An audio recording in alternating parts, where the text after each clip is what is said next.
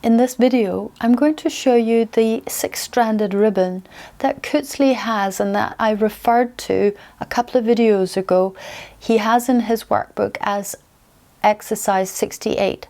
However, in his workbook, you'll not see these horizontal stops, and that's why I wanted to go through horizontal and vertical stops before doing this exercise, because this would be quite complex if you hadn't already been introduced to it in maybe a slightly easier format.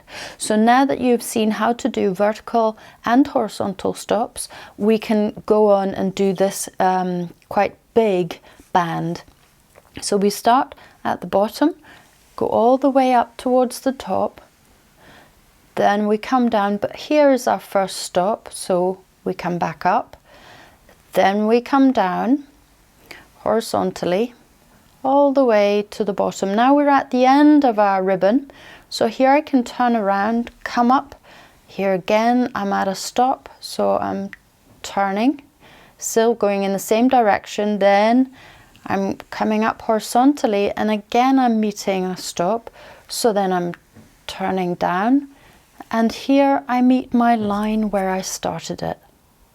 So then the next line I would start as per normal between my next two dots. So here I start, I go up with my horizontal line, meet a stop, then I come down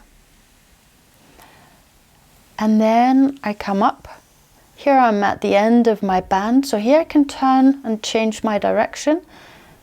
So then I go down. And here again I meet my stop. So then I turn and go up towards the side and then down.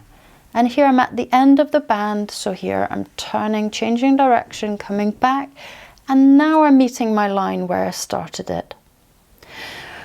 Then I want to start with a third line, and here I start in between these two lines, because although there's a line between them already, I want to cross over here. I need to do that in order to catch this dot. So I'm starting underneath my dot here, coming up, and then coming back down, and then coming up and going towards the end. Here I can turn around and then I'm coming down to my stop, going up and then coming down, going to my stop and then coming to the end and then turning around at the end, coming back down to meet my line where I started it.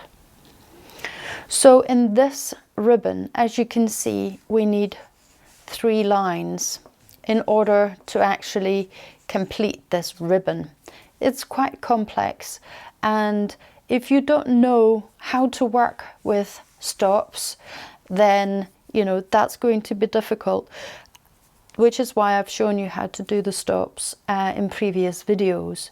But even so, the idea is that you end up not having to put in your stop, so that you end up with really beautiful patterns.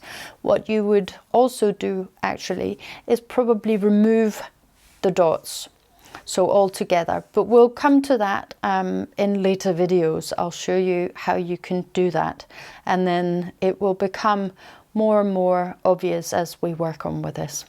That's all for this week. Come back next week for a new foam drawing exercise.